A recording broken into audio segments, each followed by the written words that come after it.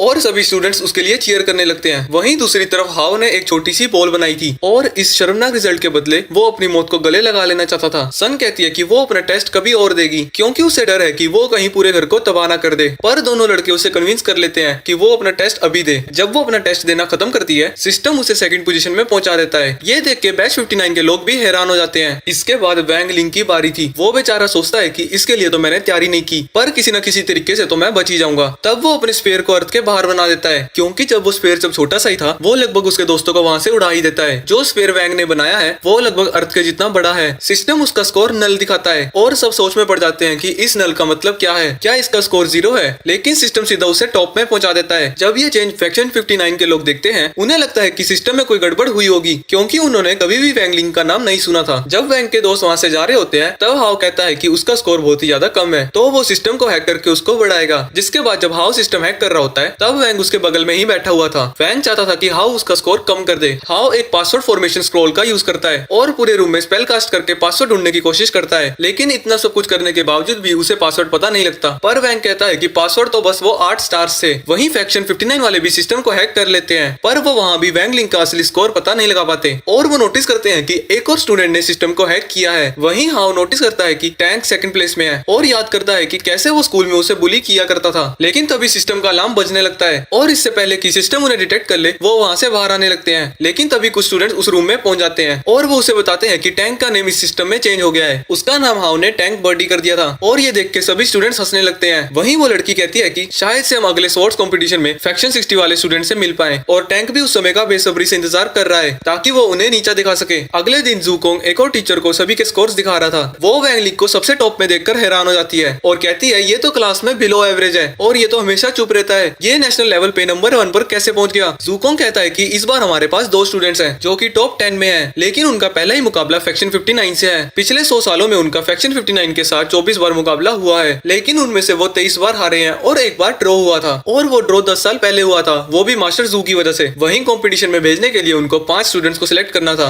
लेकिन उनके पास भेजने लायक सिर्फ 4 स्टूडेंट्स थे। तो मास्टर जू कहते हैं कि ये रहा 5वां स्टूडेंट। वो बताता है कि ये पहले भी स्पिरिचुअल बीस्ट कंपटीशन में हिस्सा ले चुके हैं, पर टीचर कहती है कि वो एक्सचेंज स्टूडेंट था स्पिरिचुअल वर्ड से और वो ह्यूमन फॉर्म में ट्रांसफॉर्म हुआ था। तो जो उस पर ट्रांसफॉर्मेशन मैजिक यूज करता है, लेकिन उसका चेहरा देख के सभी लोग डर जाते हैं। तो चलो ये जरूरी भी नहीं है कि वो ट्रांसफॉर्म हो। इसके बाद टीचर कहती है कि वो फिर भी कंपटीशन में हिस्सा नहीं ले सकता क्योंकि उसने स्पिरिचुअल प्रेशर टेस्ट में पार्ट नहीं लिया था। तो वो उसका स्पिरिचुअल फोर्स टेस्ट करना शुरू करता है और उससे कहता है कि अगर तुम कंपटीशन जीत गए तो मैं तुम्हें फ्री कर दूंगा। फ्रॉगी की पावर 5000 डिटेक्ट होती है और वो सीधा सेकंड पोजीशन में पहुंच जाता है। इसके बाद सभी स्टूडेंट छुट्टी के बाद घर पहुंचते हैं और रात को टीचर बताता है कि वो सभी स्वॉर्ड कंपटीशन के लिए सिलेक्ट हुए हैं और उनके पास 3 दिन है अपनी स्पिरिचुअल स्वॉर्ड को प्रिपेयर करने के लिए। इसके बाद एक एक करके सभी स्टूडेंट्स अपनी स्वॉर्ड दिखाने लगते हैं और जैसा कि सबको पता था सन रोंग की स्वॉर्ड सबसे बेहतर थी और यहाँ तक कि उसकी फैमिली ने ऐसी 13 स्वॉर्ड बनाई है ताकि अगर उसकी स्वॉर्ड डैमेज हो जाती है तो वो दूसरी यूज कर सके। हाउ कहता है कि फ्रॉगी तो एक कुत्ता है तो उसके पास ये तलवार कहाँ से आएगी, लेकिन फ्रॉगी भी अपनी तलवार के साथ फोटो भेज देता है। लेकिन अभी तक वैंगलिंग ने अपनी स्वॉर्ड नहीं दिखाई थी, तो सभी लोग उससे पूछते हैं कि तुम्हारे पास स्वॉर्ड है भी या नहीं। वैंगलिंग कहता है कि मेरे पास मेरी तलवार है और वो अपनी तलवार लेने बेसमेंट में जाता है, लेकिन तभी स्वॉर्ड की स्पिरिट डब्बे से बाहर आने लगती है और वो जल्दी से उसे डब्बे में वापस घुसा देता है। वहीं दूसरी तरफ टैंक से टीचर कहती है कि तुम्हारी टीम में सिर्फ 4 ही लोग हैं। टैंक कहता है कि हमारा 5th मेंबर वो वाला इंसान है। तुम क्या कह रहे हो, ये तुम क्या सच में उस इंसान को यूज करने वाले हो, और वो भी अभी, चाहे कुछ भी हो जाए, लेकिन हम इस साल नहीं हार सकते। चलो ये भी ठीक है, अगर हम उस इंसान का यूज करेंगे तो इस साल हम कभी भी नहीं हार सकते। पर एक सेकंड, वो इंसान है कौन? वहीं वो लड़की कहीं पहुंची हुई है और एक और स्टूडेंट जिसका नाम बू फेंग है वो किसी की धुलाई कर रहा है और ये वही इंसान है जिसको यूज करने की बातें चल रही थी। अगले दिन वैंग अपने दोस्तों को अपनी स्वॉर्ड दिखा रहा था, लेकिन सभी को लगता है कि ये काफी छोटी है। तभी वहाँ टीचर्स पहुंच जाते हैं और वो उन्हें बताते हैं कि वो फैक्शन 59 के स्कूल में रहेंगे जब तक कंपटीशन शुरू नहीं हो जाता। तभी टीचर्स देखते हैं कि वैंग अपने साथ कोई भी सामान नहीं लाया था। ऐसा इसलिए था क्योंकि वैंग का बिल्कुल भी मन नहीं था इस कंपटीशन में पार्ट लेने का। वो तो बस जाएगा और बीमारी का बहाना करके वापस आ जाएगा। लेकिन तभी एक बंदा आके सुओ को कुछ बताता है और हम देखते हैं कि शैडो फैक्शन की लीडर उस बस का पीछा कर रही होती है। वहीं बस में वैंग की स्वॉर्ड की स्पिरिट बार बार बाहर आ रही थी, लेकिन वैंग बार बार उसे वापस घुसा देता था। जिसके बाद वो फैक्शन 59 में पहुंच जाते हैं और उनका स्वागत फैक्शन 59 की डायरेक्टर मिक्स जाय करती है। जाय और पैन पहले बहुत ही अच्छे दोस्त हुआ करते थे, लेकिन अब उन दोनों में दुश्मनी चल रही है। तो जाय टीचर से मिलने की बजाय सनरोंग के पास जाती है और कहती है कि ये तो तुम्हारे स्कूल के बजट में बहुत ही मदद करती होगी ना, और पान की बेइज्जती करने लगती है। जिसके बाद मिस पान भी उनके स्टूडेंट्स की बजाने लगती है कि तुम्हारे स्टूडेंट्स बुली और गवार हैं जिनमें बस ताकत है और अकल सबके घुटनों में है। लेकिन तभी जाय वैंग पे हमला कर देती है। वैंग तुरंत ही जमीन में गिर जाता है और चोट लगने की एक्टिंग करने लगता है, पर ये कोई अटैक नहीं था, ये तो फोर्स वैल्यू चेक करने का तरीका था। तभी वो स्पिरिट बाहर आता है और वैंग से कहता है कि तुम्हारा एमुलेट टूटने वाला है, और उसी वक्त वो एमुलेट टूट जाता है और वहाँ पर बहुत ही बड़ा धमाका होता है और काफी देर तक उसके एमुलेट से आग निकलती रहती है। वैंग स्पिरिट से पूछता है कि तुमने मुझे पहले क्यों नहीं बताया। स्पिरिट कहता है कि मैं तो तुम्हें बताने आ ही रहा था, पर तुम तो मुझे बार बार डब्बे में घुसा रहे थे। तुम्हारे पास भी बस ताकत ही है, अकल तो तुम्हारी भी घुटनों में ही है। एक्सप्लोजन खत्म होने के बाद सभी स्टूडेंट सोचने लगते हैं कि आखिर ये हुआ कैसे। जाय को भी समझ में नहीं आ रहा था कि ऐसा कैसे हो सकता है, क्योंकि उसने तो बस उसका लेवल चेक किया था।